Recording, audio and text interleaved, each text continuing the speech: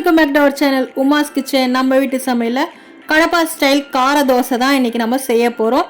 வீடியோக்குள்ளே போகிறதுக்கு முன்னாடி லைக் பண்ணுங்கள், ஷேர் பண்ணுங்கள், சப்ஸ்கிரைப் பண்ணுங்கள், பக்கத்தில் இருக்கிற பெல் பட்டனும் கிளிக் பண்ணுங்கள். அப்போ தான் நான் போடக்கூடிய வீடியோஸ் எல்லாமே நோட்டிஃபிகேஷனில் காட்டும். இப்போ வாங்க வீடியோக்குள்ளே போகலாம். இப்போ ஒரு பாத்திரத்தில் தண்ணி வச்சுருக்கோம். அந்த தண்ணி நல்லா சூடான பிறகு அதில் வந்து ஒரு 10 காஞ்ச மிளகாவை நம்ம அதில் சேர்த்துக்கலாம். இப்போ பார்த்திங்கன்னா அந்த காஞ்ச மிளகா வந்து ஒரு 5 நிமிஷம் நம்ம வந்து கொதிக்க விடணும். இப்போ பார்த்தீங்கன்னா நான் ஒரு மிக்சி ஜாரில் ஒரு வெங்காயம் எடுத்திருக்கேன். அதில் வந்து 2 பல் பூண்டு சேர்த்துருக்கேன். நம்ம ஆல்ரெடி வேக வச்சிருந்த காஞ்ச மிளகா வந்து இதில் சேர்த்துக்கலாம். அது கூட வந்து கொஞ்சமாக சால்ட்டு சேர்த்துக்கோங்க. இப்போ வந்து கிரைண்ட் பண்ணி எடுத்துக்கலாம்.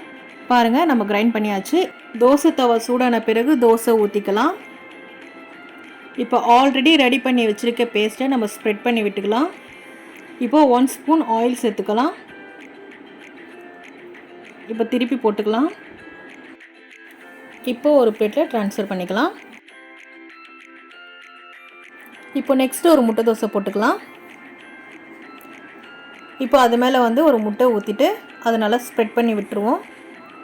ஆல்ரெடி நம்ம ரெடி பண்ணி வச்சுருக்க பேஸ்ட்டை இது மேலே போட்டு ஸ்ப்ரெட் பண்ணி விட்டுடலாம். இப்போ 1 ஸ்பூன் ஆயில் சேர்த்துக்கோங்க. இப்போ திருப்பி போட்டுக்கலாம். 2 மினிட்ஸ் அப்படியே விட்டுருங்க. இப்போ திருப்பி போட்டுட்டு ஃபோல்ட் பண்ணி ஒரு பிளேட்டில் ட்ரான்ஸ்ஃபர் பண்ணிக்கலாம். ஸோ அவ்வளோதான், நம்ம கடப்பா ஸ்டைல் கார தோசை ரெடி. இதே மாதிரி நீங்களும் வீட்டில் கண்டிப்பாக ட்ரை பண்ணி பாருங்கள். ட்ரை பண்ணி பார்த்துட்டு கமெண்ட் பண்ணுங்கள். தேங்க்யூ ஃபார் வாட்சிங். பாய்.